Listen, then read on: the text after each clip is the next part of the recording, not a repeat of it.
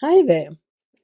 Before we continue on our path towards solid ground, which we'll do in this video by briefly exploring the collateral damage of stress, for example, how it turns us into wounded animals and what it robs us of, and before looking at a practical method for sorting chaos into manageable chunks, I wanted to say something about the phoenix, whose image I chose for this work long before the channel was created.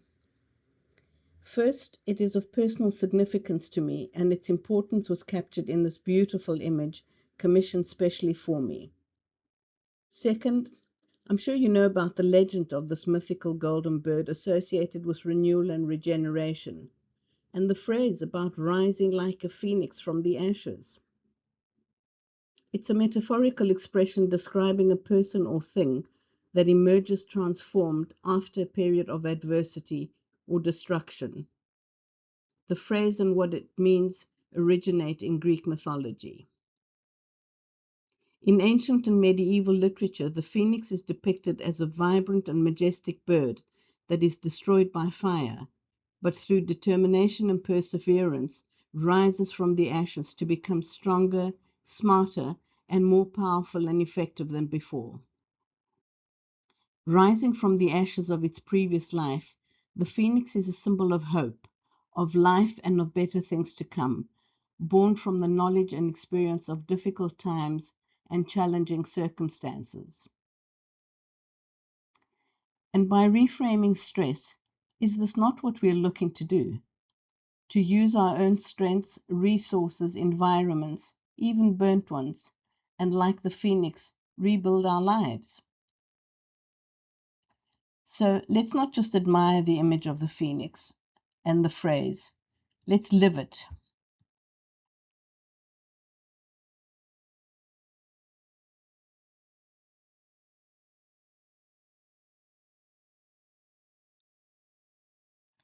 So far, we have spent a bit of time in the quicksand of our lives, and we have been given some encouragement about being able to rise again, even from ashes, like the phoenix. Now let's move to the next step along the process of reframing stress by reflecting on the consequences, the wreckage we are left with, even if some of it might only be temporary.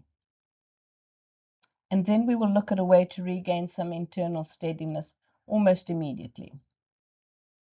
Shall we begin? The wounded animal. Have you noticed that when you're stressed, you start acting like a wounded animal? You snap or growl at the people you love or withdraw into a shell, not because you're mean, but because you're hurting. Have you thought about why you react in this way when you are hurt? Have you thought about how stress alters your perceptions and tolerance? And have you ever reflected on how you operate like a changed person, and usually not for the better? Stress as a thief doesn't just take our peace, it steals our rest, our sleep, our joy, our personal ambition. It creates a fog that leads to self-sabotage. And what about quiet or loud wreckage? What stress steals also becomes things we sacrifice. For example, harmonious relationships, level-headed money management. Stress has a long reach. It has the ability to destroy relationships through withdrawal or silence or explosive friction. Then there's the fallacy of being able to do it all. When we're in quicksand and usually operating from a state of panic, I would say it's natural to try absolutely everything to deal with the quicksand and survive. But in metaphorical quicksand, it's a good idea to stop trying to fix everything at once. That's just adding to the wreckage. Trying to fix the byproducts of stress, for example, like appearing confident when you don't really feel confident, only adds more pressure. Instead, I'd like to suggest you use a 3 piles method to regain your internal steadiness. Here's how it works. In the human sciences, we use a big word, partializing, which essentially means breaking down issues into small chunks and dealing one by one with those small chunks.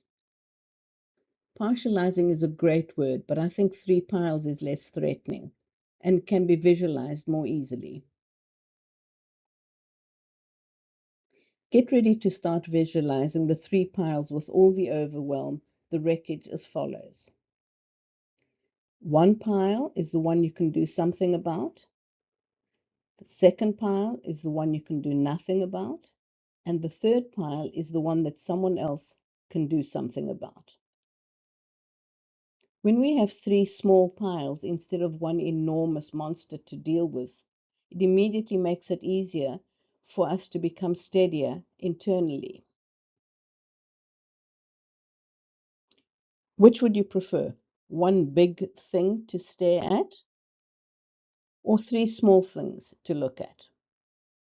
One small pile at a time, separating issues and assigning them to their own piles makes it so much easier to navigate the menaces.